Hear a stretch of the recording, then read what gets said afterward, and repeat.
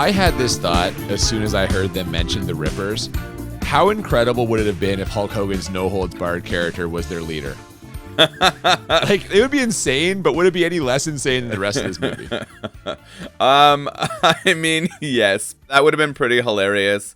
I thought maybe you were going to go strip club with that. I know that that's sometimes a term for adult entertainment places. Some hot ladies. No, my mind went to Hulk Hogan. So thanks a lot, this podcast, for making me relive No Holds Barred. Rip 'em! Ooh, and rip 'em they will, those rippers. I'm sure you've got lots to say about them when we get to them. I sure do. Welcome to Bad Movies and Beer. I'm Cooper. And I'm Nolan. And today, even though it's not Noel's birthday, we are discussing Tank Girl. So take it away, Noel. We're going to switch things up today, and we're going to talk about a good movie. We're going to watch a classic piece of cinematic mastery starring the untouchable Lori Petty. I feel like she got touched a lot in this movie, actually. I don't know. Oh, actually, she did quite a bit. It does have Ice-T, and I mean, maybe the biggest and best actor in here is Malcolm McDowell, who we have just recently spent some time with back when we watched Cat People only a few episodes ago. I tell you, if you need a creep for a movie, Malcolm McDowell is a good name to call. He is not afraid to get in there and really fucking disturb some people. I was wondering if he was going to at some point turn into an animal after banging someone, but it didn't happen. Yeah, I wonder how he kind of locked down that niche. Like, obviously, A Clockwork Orange set him up for that success. But do you think they, like, searched around to find the creepiest guy they could and put him in that role, and then it sort of locked him in forever? I think if you have that look, Hollywood just kind of finds you. Like, Michael Shannon's a great example right now. Dude's just creepy as fuck. Like, it's easy to throw him and stuff. People used to say the same thing about Kevin Spacey. He turned out to be creepy in real life, but, you know, for a while there, he had a good little movie streak going. Yeah, I was thinking of Ron Howard's brother. The Ice Cream Man, Clint Howard. Yeah, Clint Howard kind of had a look that got pulled into everything, too, so. Sure. You know what? The fact that we are discussing so many other movies and actors, to me, indicates exactly what the tone of this podcast is going to be. I will be actively trying to avoid talking about this piece of shit movie. I think you're just trying to fill this because there's not enough to say about it because it's so tremendous that we're just going to have to do some classic padding, as you would describe it, to get us to our traditional length podcast here, because this thing is just so spectacular. I mean, we are coming off a short episode last week with They Live, but I'm not prepared to start padding our podcast. I'm anti-padding in all forms. Before we do get to the various fucking strange details of this movie, though, we always pair a beer with the movie that we are discussing, and this week we have not our best connection, but I think this is kind of okay. What do we have this week, Noel? Yeah, I think it works for a connection here. We have, we're watching Tank Girl, and this is the Tank House Organic Pale Ale. Tank House is another term for the place where all of the brewing materials are at a brewery. This is from the Mill Street Brewing Company. So often we stick with the craft breweries, and I would say that Mill Street Craft Brewery was actually one of the first I ever visited and had. I used to crush this beer. I have had, I can't even tell you how many Tank House along with their organic lager. I have crushed a whole ton of these. Hang on a second. I'm a little confused because you drinking lagers? I don't think so. This does not check out at all. Actually, my gateway to drinking beer was probably the Mill Street Organic Lager. Just a tremendously crushable, easy drinking brew. Kind of reminds me of the Miller High Life that we crushed last week, which is funny. So Mill Street was one of the first craft breweries in Ontario, or certainly one of the ones that was most successful in the sort of Canadian craft boom. They're out of Toronto. They're in a really cool old space. It's called the Distillery District, down where they used to brew other liquors. And they built this awesome brewery. And they were serving people all over Ontario. They also have a sweet space in Ottawa, too, right off the river. They have a really awesome brew house, brew pub there. Definitely worth visiting both of them. In some ways, unfortunate. Good for the owners of Mill Street because they made a ton of cash. But in terms of independent brewing, bought out by one of the large brewing conglomerates. Oh, this is so common now. This happens all the time with craft breweries, right? Like Sierra Nevada is a famous example in the States. I'm trying to think of more. Goose Island. I think it's more common in the U.S. I'd say Mill Street is one of the examples of a Canadian one that has done it. They were one of the biggest Canadian ones, so I guess it's not super surprising. I bet there's a couple BC ones that have done the same. Steam Whistle? Steam Whistle, yeah. Did they get bought out? Who purchased them? I don't know. I just assumed they had because you were shitting all over them in our very first episode. I just don't love Pilsner. But so they sold out. I think the big companies, just like in our They Lived movie, got to them. The aliens sort of convinced Oh my them God, to you're join the still inner on circle. this? We got to move past it. Come on. You alienated so many listeners last week. I love it. So we're going to get back to the comedy. No, I'm excited to drink this. What I like is what happened here is they kept all the Mill Street beers, and they still were making new ones under their label. At least they didn't change the recipes, and it still diversifies the offerings of the kind of beers out there. So happy to drink this. I'm looking forward to it. I wonder if I remember it. I haven't drank it in a while, probably since they were sold. But let's get into it. Absolutely. Let's try it.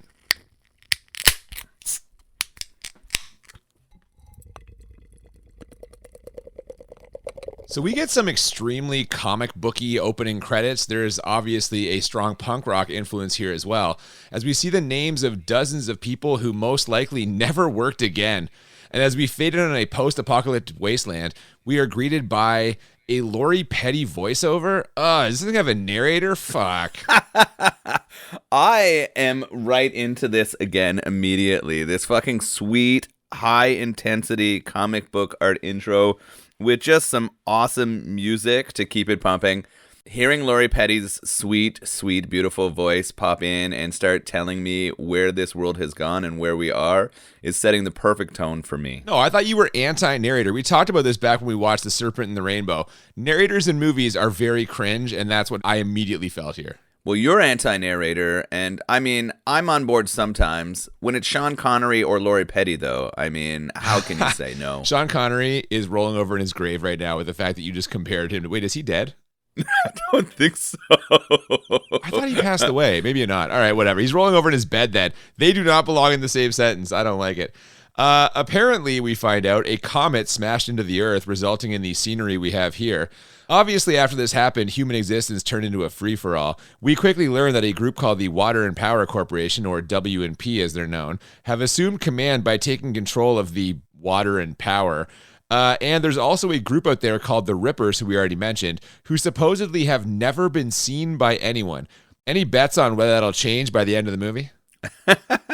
I mean, I don't have to bet. I've seen this tons of time. We're going to meet the Rippers, and you're going to be blown away by it. I will say this meteor effect that leads to this post-apocalypse is real shit. It looks pretty bad. We got a sweet song going on, though. It's hilarious that we're in 2033. We're about 10 years out from this. And it's hard to think that this is where we could end up. If this is where we're going to end up in 10 years, just fucking kill me now. Let's just get it over with. Before we get to meet the Rippers, we spend some time getting to know our other characters. There's Tank Girl's boyfriend, Richard. It's his birthday, and it sure seems like it'll be a happy one after she gets him to strip down via some role play. But he's immediately cock-blocked by two kids who also live there. I have no idea what their names are. It's not important. And after a short scene establishing their vaguely idyllic commune life, we also get to meet our big bad for the movie. That's Malcolm McDowell, playing the head of the W&P, Kesley. He comes in hot with an immediate villain monologue. Adam was dust until God injected him with life. And do you know what was in that injection? Water. Water is life. Water is power. Imagine the world's creepiest science teacher. He is kind of giving off those vibes for sure. They control 95% of the desert and all of the water, but that's clearly not enough for him. He needs 100% control here. He gets really dark really quick. What happens here when one of his sort of goons fail him? We're getting very Star Wars-y vibes here, by the way. You're getting kind of like Darth Vader-esque kind of material. I'm not comparing them in the same league. I'm saying that's what it feels like. This is the second ridiculous comparison you've made since we started. I'm just saying. Yes, you're right. What sounds like it's going to be a celebratory speech quickly turns dark, like you said, because he does not want most of the water. He wants all the water, and he breaks a bunch of glass for emphasis, then makes this guy, who I guess is a captain of this army, walk across the broken glass just so he can stab him in the back with a device that, and I'm not kidding, sucks all the water out of the captain's body. Wow. This device is one of the ways that water and power, one, controls people, and two, makes sure they get as much of that liquid out of the planet as possible. I will say the effect of it filling and turning into water I kind of like as the bottle spreads out, but the effect of his skin as the water drains out of it is not so good. Oh no, it's like they let the air out of a balloon and it just kind of like sinks down towards itself. It's real shitty. I should mention that just to prove how evil he is, Kesley drinks the captain's body water. Ugh. After walking across a floor full of glass, Yeah, too. why is he walking on the glass? I don't get it. He's trying to show that he's a badass. It doesn't matter to him. Well, he is, I guess. From there, we get a useless scene of Tank Girl on watch. She pretends to be dead to scare the little girl and then lectures her on the importance of using proper curse words. Sometime later, she performs a seductive clothes-cutting routine for her boyfriend by the fire.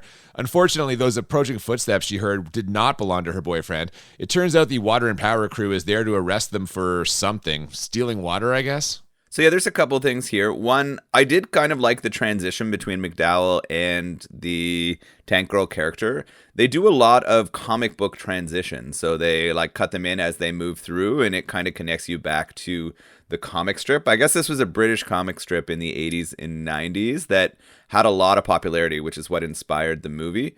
And then I guess it's already come back again since 2007. It's gained some traction and it's getting a bunch of heat again. They took a little time off there in between when this movie came out and now. I think people rediscovered the movie and it brought them to reading again. They wanted to bring it back, which was hilarious.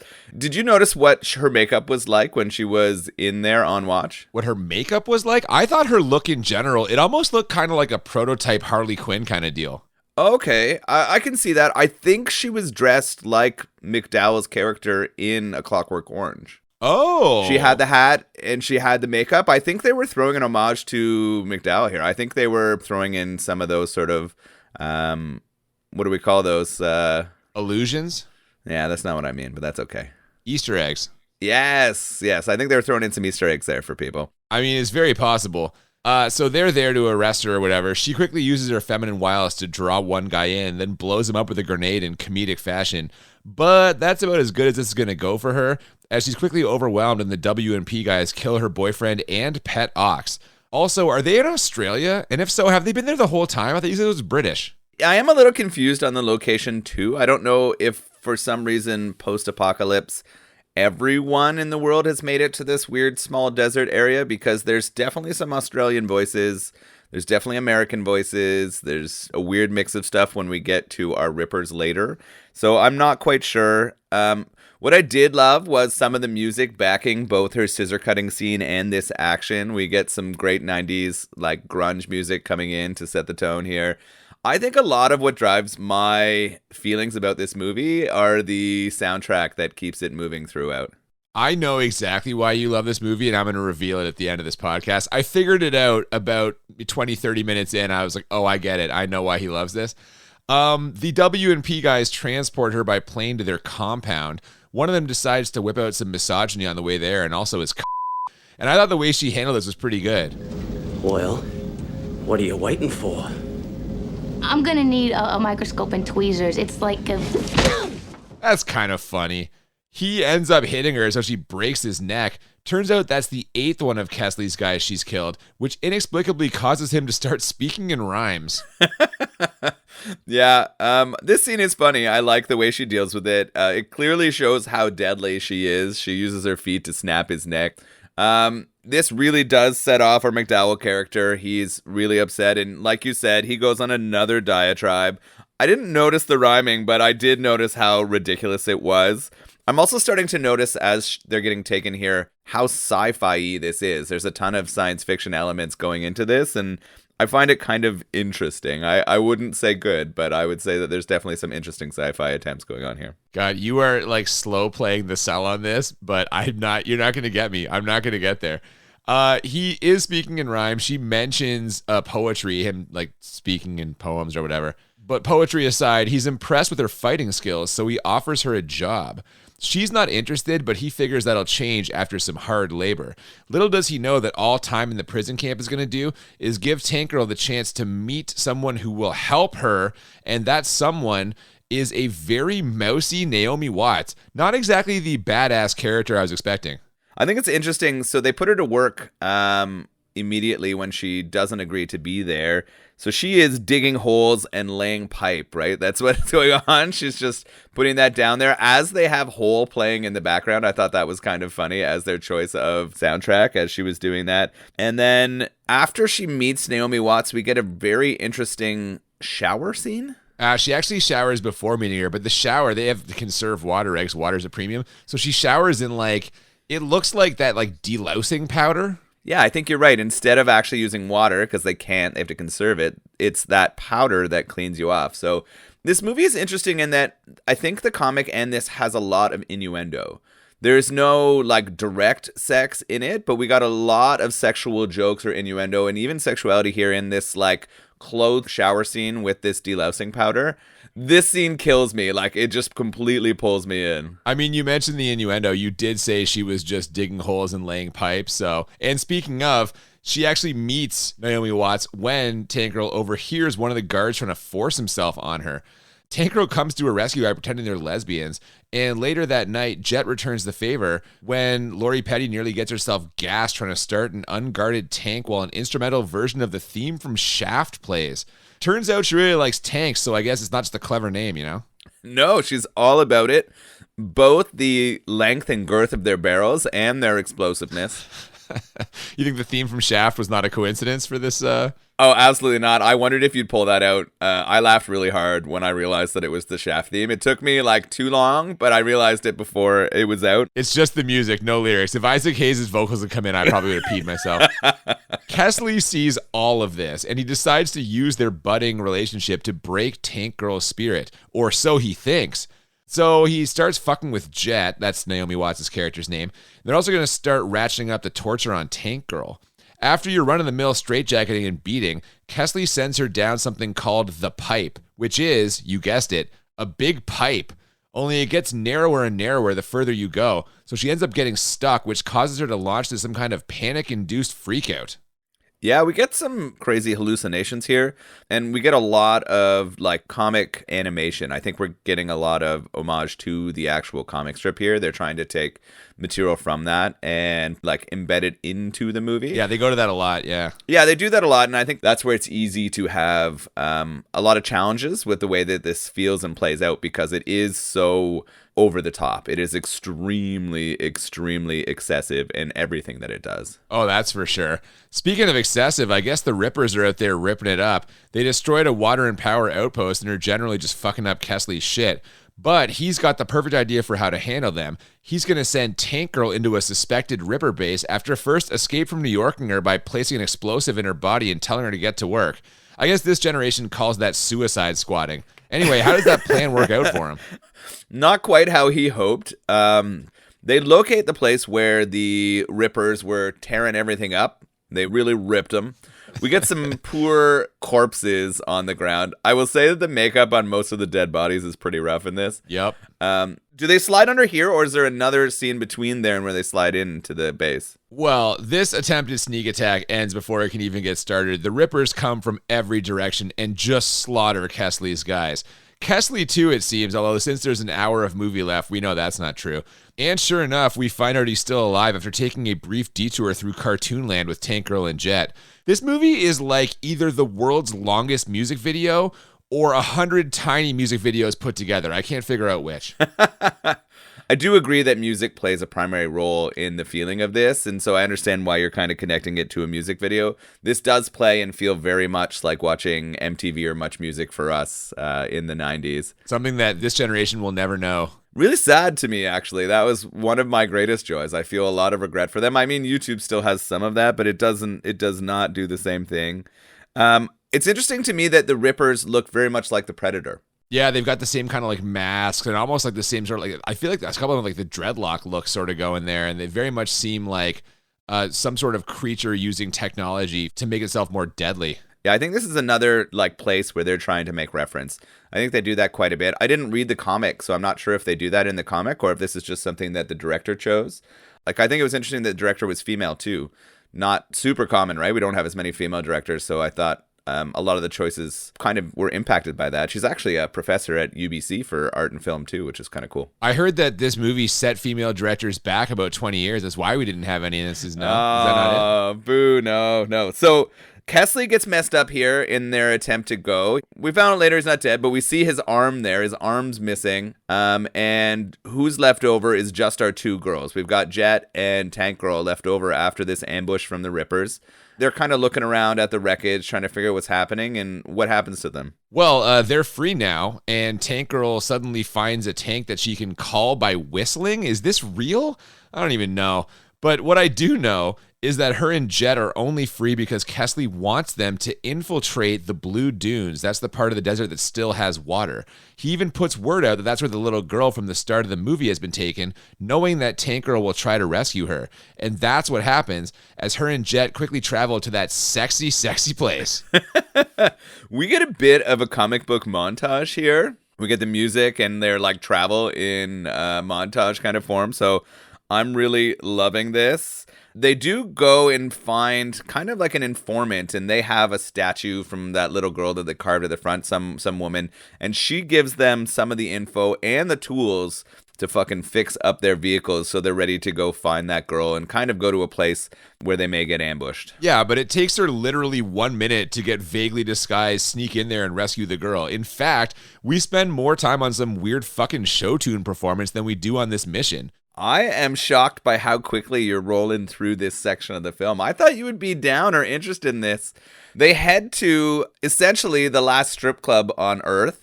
I said it was a sexy place, man. Yeah. So they head here to, what is it called? Liquid Silver. There's this whole scene where Lori Petty goes through like all of the outfits and this machine tries to set her up to be a stripper, which is pretty funny. But that scene is 30 seconds long. That's what this whole thing is. Less than she's in this room trying stuff on, firing off her little fucking one-liners. Then she's just there. Then she's got the girl. It all happens so fast. Well, they have this whole giant Cole Porter performance, right? And that that's the show tune thing I was talking about, yeah. It was interesting that they're all singing Let's Fall in Love, and they have like a line of girls kicking and everything happening while she's threatening to kill someone. It turns out it was all a big setup to capture her, right? And she finds the girl, but in this whole sort of ruckus after it happens, Water and Power have Sam, that little girl, and they're going to take her so that they can get control of Tank Girl. Yeah, right on cue, they show up, storm the place, grab the girl, and deliver her to Malcolm McDowell and his shiny new robot arm. So now Tank Girl and Jet are going to have to break into the Water and Power compound, but for that, they're going to need even more help, so they decide to try their luck with the Rippers. They find them right away, which we probably should have expected at this point, but what we couldn't have expected, what no one could have expected, was that the Rippers are a big bunch of kangaroo people. Kangaroo people! And even more inexplicably, one of them is played by Ice-T. What the fuck is going on? Man, I would have loved to have seen your face when you determined that the Rippers were kangaroo people. Oh, it's awesome. I was worried I gave it away when we were talking about it beforehand, because I think I might have mentioned that there were kangaroo people in this movie, because it's definitely memorable. These Rippers, or the kangaroo people, are the result of a science experiment almost to create super soldiers. Someone was working on it, and they combined human and kangaroo DNA to create these kangaroo warrior peoples. The angry one, of course, is Ice-T. I guess at this point he's pretty well known and popular. They're trying to get him in here. They even include some of his music coming up in some of the action that's going on. They do, yeah. That actually got a reaction out of me for sure. So I was just going to ask you about their makeup. How did you feel about the kangaroo people's makeup? Dude, this looks terrible. They look awful. This is some of the worst fucking costume makeup I've ever seen in my life. It's so fucking plastic. It's just awful. How do you feel about the Grinch? I hate that too. It looks like I've never been a fan of the Grinch. Yeah, I feel like it's the same makeup. Oh, very much. Yeah, the mouth area. Yeah. Yeah, I feel like that prosthetic is the same one they used on the Grinch, which I was interesting to me. I feel like it looked like reasonable approximations of what a kangaroo human would be. Oh my god, dude, come on. They don't really show their bodies much. They mostly stay like shoulder up, so you don't get a ton of look at that. But I actually like that each of them had their own unique kind of like makeup and facial style. They were kind of bohemian, a lot of them too. It was an interesting crew of people they chose to be those rippers. They're living underground in an old bowling alley, which I thought was funny. It was kind of like a Ninja Turtle thing to me, is what it felt like. And maybe they are inspired by the Ninja Turtles in some way. Yeah, I could see that. And they try to figure out why Tankerl and Jet are there. This interrogation involves pumping them with laughing gas and Ice-T doing Ice-T things. Her prisoner stamps. Prisoner my ass. That's exactly what they want us to think. Or better yet, that isn't what they want us to think. That way, we'll think what they think we might think, but actually... Booger. Huh? Try not to speak. I wish I could say that Booga Guy is an anomaly in the Kangaroo crew, but based on the next couple of scenes, it feels like at least 80% of them are complete fucking morons and or super horny. Yeah, it is interesting the personalities they try to give the Kangaroo army guys. Booga is different, though, because he was made from a dog and a kangaroo and a human. Like, I think they combined the three of them to create this thing, which is kind of funny. So he's kind of the dumb one. We've got the angry one with Ice-T. We've got a bohemian, poetic one who's kind of their leader. And then we have a super sciencey, but also really horny one. Like, very much that stereotype of the nerd who just wants to bone down because they've never seen a They all seem horny. Well, I mean, wouldn't you be horny if you were trapped with all other male kangaroos in a bowling alley for the last 10 years? I don't know. I can't explain this. This is completely insane. The Rippers need Tankerl and Jet to prove that they aren't working for Water and Power, so they send them on a mission to steal a weapon shipment. And how do they steal that weapon shipment? By pretending to be a photographer and telling the various dock worker types that are making a Men of Water and Power calendar. What year did this come out again? 95? Yeah, yep. So that means the screenwriters would have gotten their Oscar in early 96. I'm just trying to put this together in my head, the timeline here. I think so. Just her using her feminine wiles, or the two of them using their feminine wiles and convincing these dock workers to pose and take off their shirts as they determine that there are actually weapons there was pretty hilarious to me. I got a good chuckle out of it. Those guys sell it pretty good. You can't tell me those dock worker performances weren't quite excellent. I can tell you that. There are no excellent performances in this movie. I cannot believe this whole thing feels like a troll job on me. Like, I don't even know how you're sitting here trying to defend this with a straight face. But anyway, having gotten past the guys unloading the crates or loading them or whatever they're doing, Tank Girl has to chase down the transport truck that's carrying the weapons. And she manages to disconnect the trailer just in the nick of time before the whole load flew over a cliff. So they've got the guns, and that means it's time to celebrate with a big meal, some dance prayer, and kangaroo jazz. I like this little action scene where they steal the guns and head out of there. There's some good comic cuts in here. There is a pretty funny moment where she pulls up her tank and she's like riding on the barrel and tells the guys they're feeling inadequate, which they jump out and have a good chuckle at that. She does have that last minute heroics, and I did find this like celebration with poetry, saxophone, and strange dancing a bit confusing. I didn't remember this from watching it before. I probably tuned this part out, but it was strange. It turns out that the leader of the kangaroo people, the people who created them, I think his name was Johnny Prophet, he taught them religion and dance and those kind of things. So that was why they were celebrating in that way. So they're doing their sort of celebration after having some dinner, and then it's time to go check out the score. What were they able to pull off those trucks? What guns did they have so they can continue their raid on Water and Power? Yeah, and we get to that in a second, but before then, I just have to say, and I'm not exaggerating here, I really, really wanted to turn off the movie at this point. There was one thing that stopped me, though, and that was the constant question of whether or not she was going to one of those kangaroo guys. Still not sure. Still not sure if it happened. So there is, and it's funny because the Lori Petty character, the Tank Girl character, seems closest to the dog kangaroo one.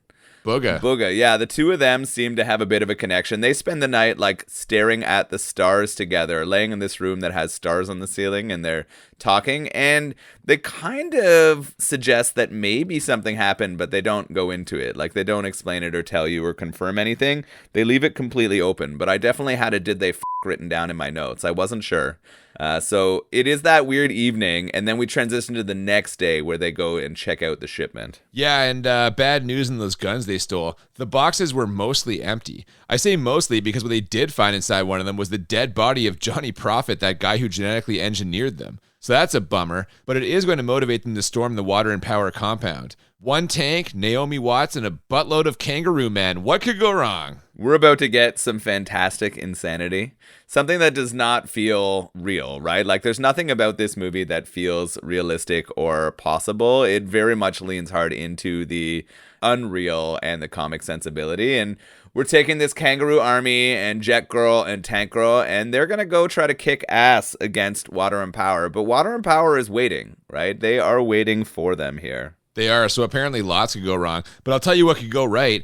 Ice-T providing the soundtrack to his own scene. He's no John DeHart, but I chuckled a little bit when I heard his voice. I love the throwback to John DeHart. Definitely singing your own soundtrack is something that everyone has to admire. I wonder how many times Ice-T has sung their own soundtrack to his sex. I don't know if the music of Ice-T is necessarily conducive to lovemaking, but you never know. Maybe he just has to find the person who likes that kind of tone, I guess. Maybe. Anyway, they managed to make their way inside. Kesley has jammed that little girl inside the pipe and is slowly filling it with water. And to get to her, they're going to need to cut the power to the generator because apparently kangaroo men work better in the dark. You know, like Count Chocula.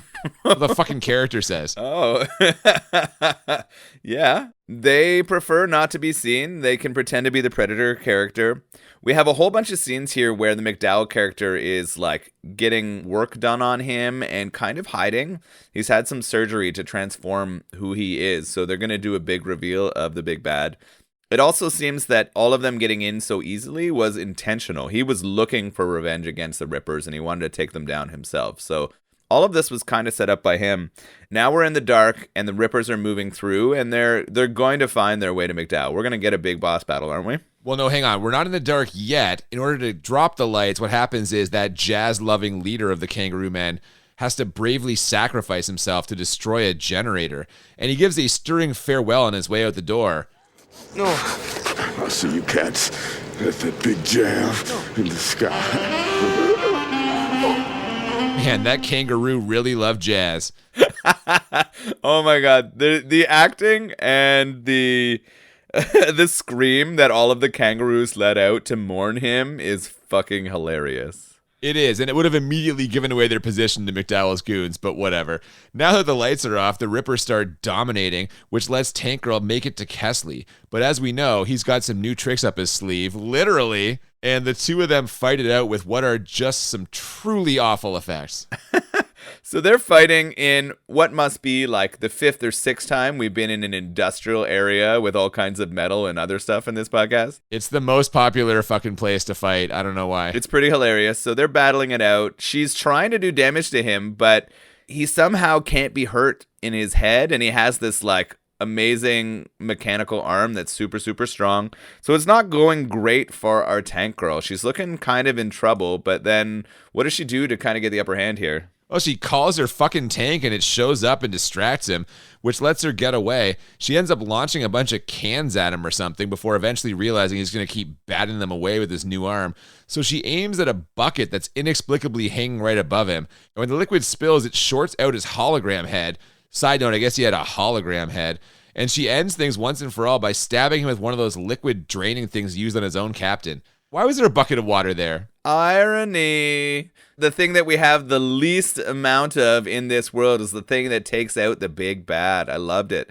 And I love that she used the thing that he did on his commander earlier to suck all of his life out of him in water. And it's not going to go to waste. They're going to take that evil sack of shit and turn it into a delicious drink. I didn't see. Did she drink it? I didn't see. She doesn't drink it. Not in front of them. I just assume it's going to get drank. What was frustrating to me here was she knows her like little girlfriend. The whole reason she's here, that Sam kid, is to save her.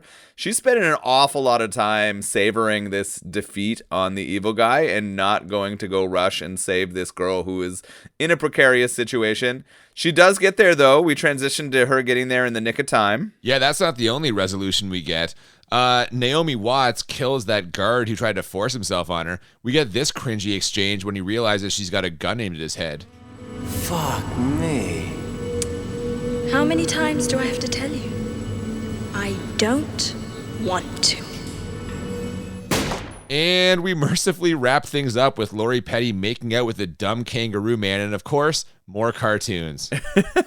This is interesting, right? So she's back there with her kangaroo bow, and they release all the water. It seems like it was dammed up somehow, and they kind of blow that dam. And it's kind of insinuating to me that they do have sex. I mean, it's certainly, people have used that analogy before for sex, so it's possible. I mean, if nothing else, she's enjoying her victory over Kesley and his fucking goons. So we end on waterfalls, and we transition out with a song, another cover of Let's Fall in Love. Again, that Cole Porter song that they did that rendition of, but we get a sweet kind of punk rock version here. Yeah, which fits with the tone that we saw at the beginning. And like I said, I have figured out why you love this movie. This movie is like one big montage. Seriously, is there a single scene that lasts longer than 2 minutes? I don't think there is. You're right, it might be. This could be the closest thing to a film rendition of a montage. I mean, obviously, a lot of it's done in animation because all of the transitions are there. It moves very fast. It's very ridiculous. When you compared it to a music video, it definitely feels that way. But to me, that makes it feel like a comic brought to life. Like, I think the source material, the Tank Girl material, is quick cuts, right? It's lots of little quick, quirky kind of comics. And this feels like a true way to bring that to life to me. I mean, they certainly do. I mean, again, neither of us have read the comic, but they certainly do have a lot of kind of asides where she kind of jumps in. Even her, like the way she peppers out the comments and the jokes really quickly, which, by the way, none of them are fucking funny. She's not funny in this. This movie's not funny. I have so many complaints. We really should just get to our ratings because I'm just dying to shit all over this thing if that hasn't been made abundantly clear in this podcast. So the way we always do this, we rate the movie on a scale of 1 to 10 2 times, 1 to 10 for how bad it is, 1 to 10 for how enjoyable. And the goal is to find movies that are a 10 out of 10 on both scales, or what we call the Crit 20. And this is definitely in play for me. I mean, not really, but like technically it's in play because this is 100% 10 out of 10 bad. Lori Petty in A League of Their Own, tremendous. Charming, cute, you want to root for her. Lori Petty in Point Break, kind of weird, strange casting, doesn't matter enough to ruin things. Lori Petty in this, annoying as fuck. And I'm sure that some of that is the script and the direction, but how did no one realize this wasn't working? Like the whole movie in general, I don't understand how this got released. Did nobody from the studio watch a fucking cut before they put this out? You'd think at some point somebody would get a look at those kangaroo men and be like, nope, shut it down.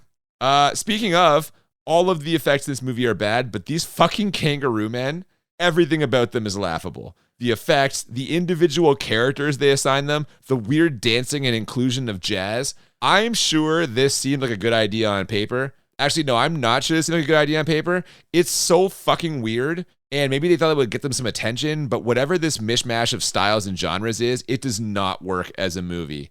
I am dumbfounded by how bad this all is. Like I said, I have it as a 10, but if I could give it an 11, I would. You're so wrong. This isn't even close to a 10. It doesn't even approach a 10. I think this does exactly what it intended to. I think all of the choices that you're angry at are ones that were intentional to hit the feeling and theme of the comic. And Sorry, I think can I jump in here for 1 second? You have not read the comic. You said this yourself. This is all speculation on your part. But it feels very much like a comic come to life. Like the whole kind of theme of it, the overacting, all of the ridiculousness feels that way. Are there things that are overdone and feel difficult to watch? Absolutely. And some of it age kind of poorly for sure. The sound effects are kind of over the top.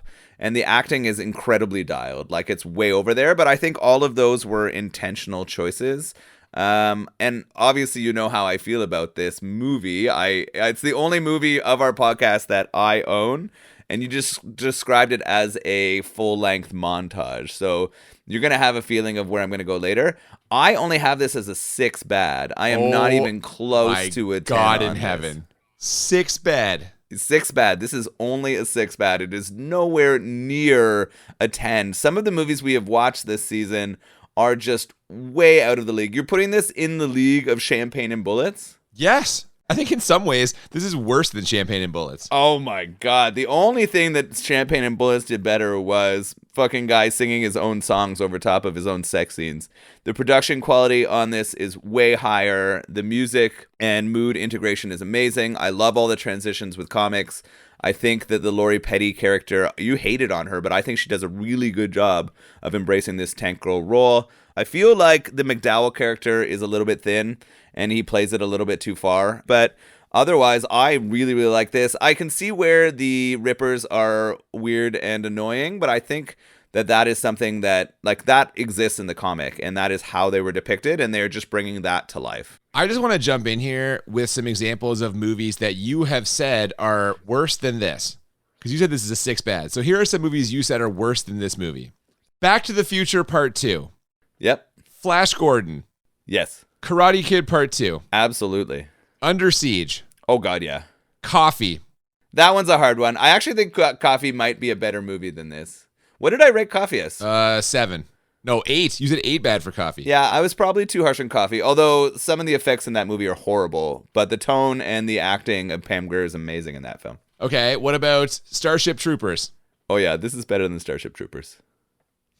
I don't even know what to say to this. You believe this movie is as bad as Roadhouse. I think I should get to my enjoyability rating, and then we're going to get to yours. I cannot believe what I'm hearing, but that's fine. So, sure, you know what? Sure. If you're going to just brush all these off and act like Tank Girl is a better movie or as good as all of the ones I have named, that's fine. It is. How enjoyable It is. did you find this movie on a scale of 1 to 10? Incredibly fun.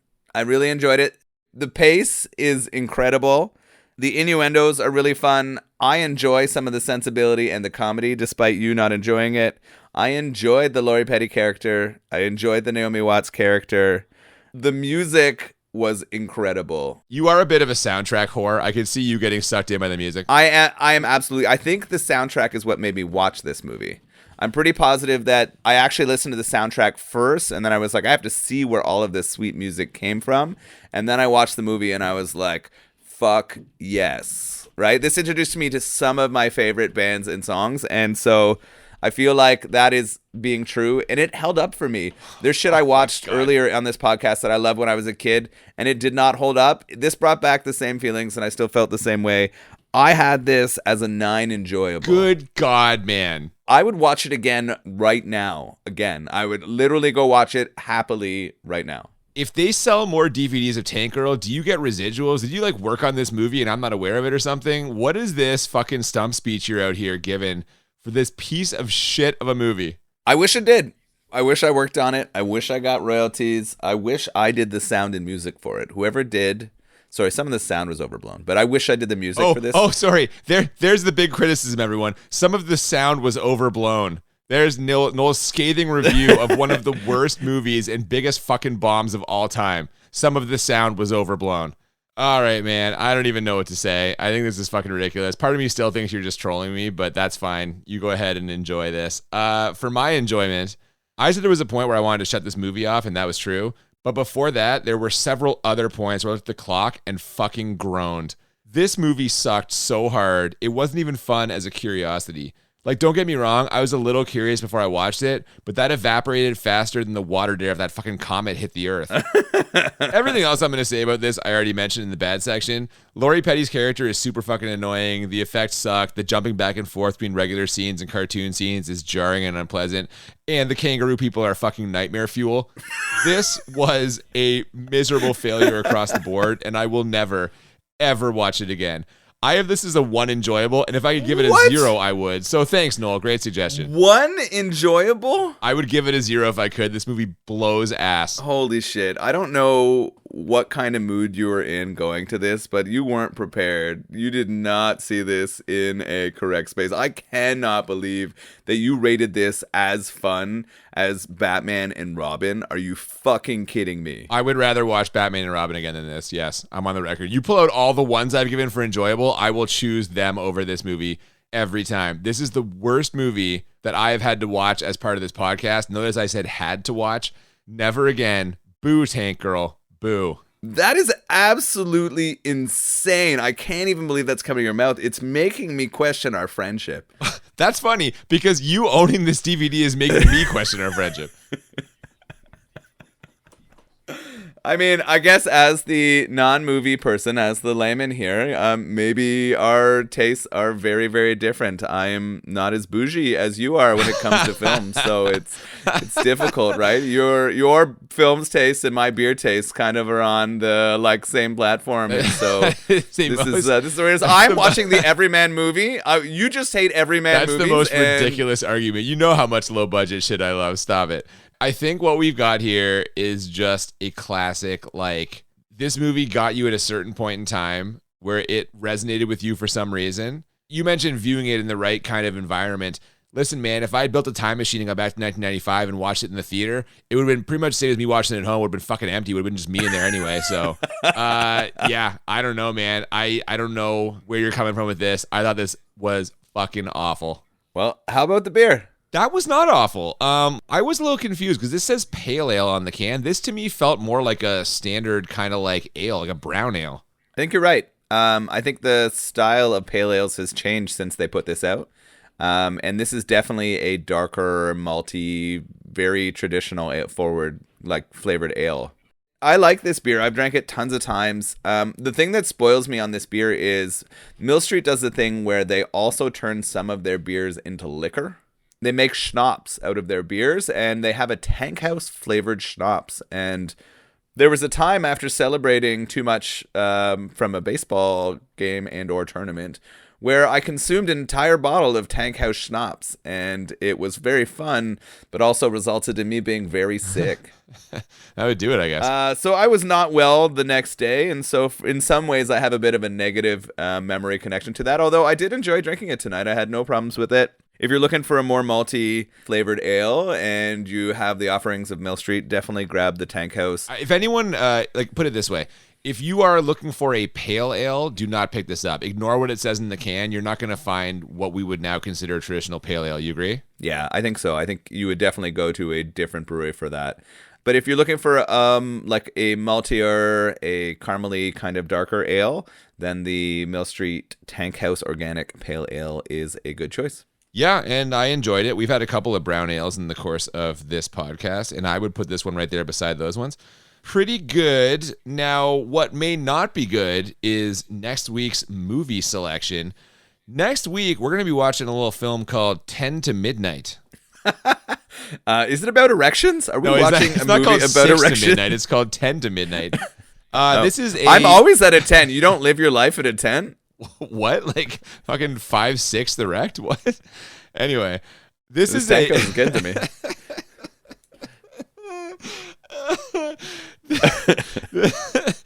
This is a 80s police fucking thriller starring our friend Charles Bronson. Haven't been on the Bronson rabbit hole in a while. Oh shit, we're back with Bronson? We are now, if you can believe it. He's playing a burnout cop who's on a one-man war against crime. No way. There's no way I could believe that. Who's his way too young female love interest in this? I actually don't know if he has one in this. Yeah, I think what happens is, I think his daughter gets murdered or something, and this sets him off. It's your kind of standard Bronson fare, but with a little bit of a serial killer twist. So I just thought it'd been a while since we'd seen Bronson. Why not? I love him. I feel like Murphy's Law was a good one for us. So we'll jump back in with some 10 to Midnight. But before then, if you have not already, please follow us on social media at the BMB Podcast on Twitter and Instagram. If you want to send us an email, if you want to tell Cooper how wrong he is about Tank Girl, thebmbpodcast@gmail.com. Yeah, if you want to tell me how wrong I am about Tank Girl, we're going to fucking have to go work this out with like a therapist, I think, or a whole team of therapists. While we're doing that, we hope you will join us next week for 10 to Midnight. Until then, I'm Cooper. And I'm Nolan. And we'll see you next time on Bad Movies and Beer. Cooper keeps it petty. Tom Petty. No, I meant like petty as in like cheap and dirty. And In the future, the odds of survival are 1,000 to 1. That's just the way she likes it.